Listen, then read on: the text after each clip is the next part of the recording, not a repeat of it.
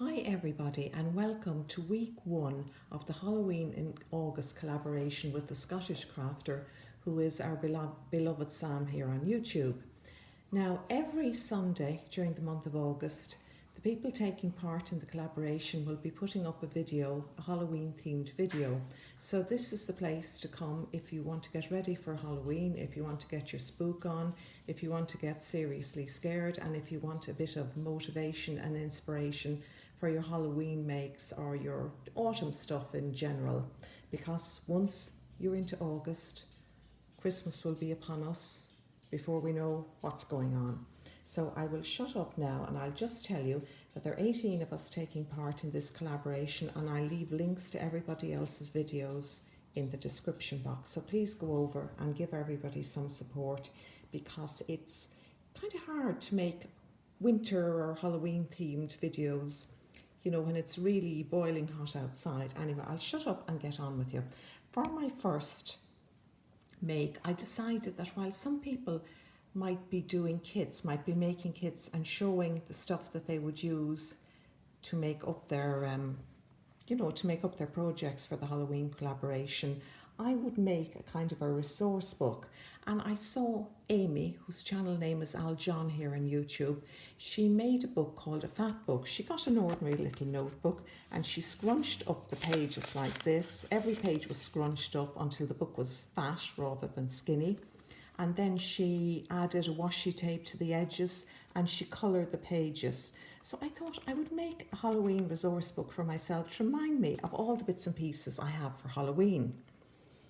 So this is what turned up, or this is how it turned out. As you say, I put an orange cover on it because like the colours we normally associate with Halloween are orange, dark red, black, grey, etc, etc. And I made a little book. Now I tea dyed some of the papers or some of the pages, and I avocado dyed some of the others. And for tea dyeing, because the pages were to stay in the book, all I did was rub, see if I can get an ordinary page here. All I did was rub a tea bag over them and then add some colour from ink pads. That's all. Anyway, I'll go through it. So I've strengthened the spine here with duct tape, and I've added a crochet twirl or twiddle or curlicue, I think is the technical name for it. And I've added some of my own embroidered bats to the cover. And if you lift up this little thing, if you lift up the flap, this fellow pops out at you. So that's the start of it. Sorry about that. So inside I have part of a stamp that says Halloween. And I've added a die cut. I cut out my dies several times in different colours. I was just experimenting to see what goes with what. So this is a tonic haunted house die, orange background, cut out in black. And then the haunted house, I added some of the paint. I'm not exactly sure. It's one of these opal magic paints by Vinabar for Prima. These paints, I found these brilliant for Halloween makes because they turn a different colour on black than they do on white or cream paper. You just have to experiment with them and literally see what colour the item turns out. And then we have my Frida with cat stamp, and I stamped this in purple and washi tape around the edges. And then this particular stamp here, the kind of voodoo gentleman, comes from this stamp set here.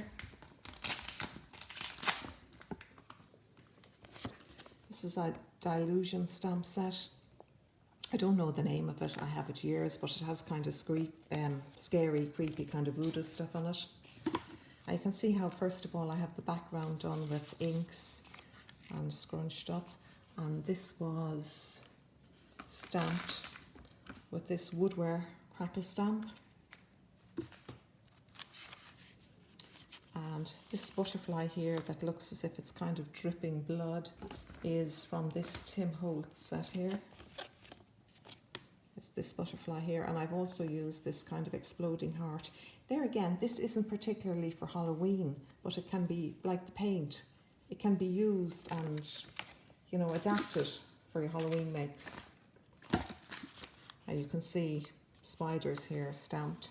And then that's a witch die, and she's heading off with her pumpkin. And this is my little mad scientist stamp, one of the most useful stamps ever. And then another skull, a stamp, that's a Stampenda stamp, this one here, well used, well loved. A cat on a broomstick. And this is a bit of embossed card that I did with this embossing folder. It's called Skullduggery, and I think it's Sheena Douglas, yeah, Skullduggery. And there I rubbed the paint across it, you know, to give it a kind of a luminous glow. A spider and the exploding heart. Frida and our cat. You can cut bits out of stamps as well and use them, but this is kind of like a little library of ideas. And I have a few extra witches in here, hiding in here just for good measure.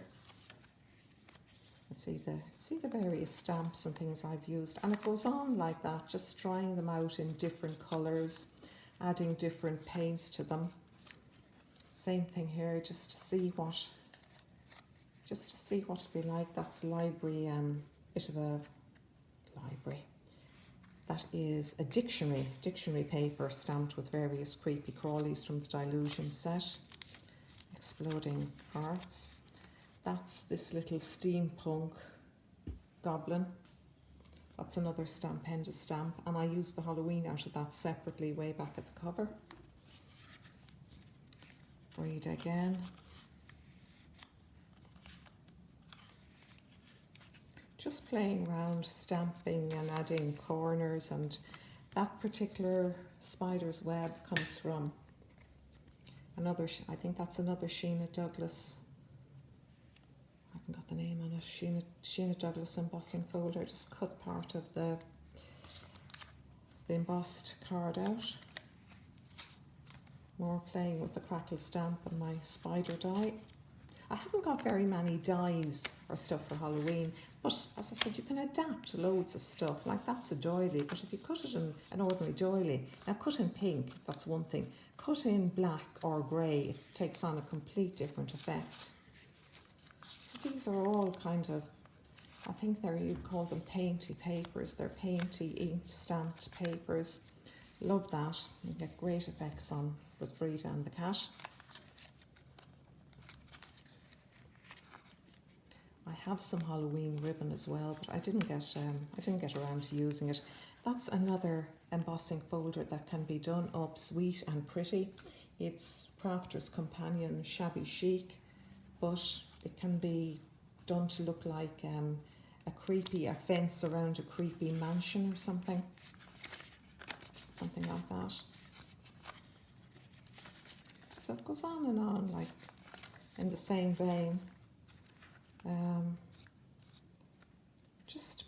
Just playing around. Right, let's see if I've done anything strange for the back. No, just using washi tape and putting dictionary paper in. That's all. So I hope you enjoy that little walkthrough of my Halloween stash and bits and pieces. I just love this fella. I think most of my projects for this will have a bit of crochet in them, because as you all know, I love crochet, and I love combining crochet and yarn crafts with paper crafts, because I think it adds more dimension to the whole, to a project. This scary tag here comes from, let's see, take it out of the bag.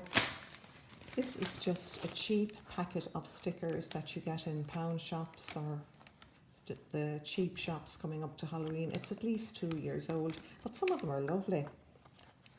You know, the Boo Trick or Treat and the little frog here.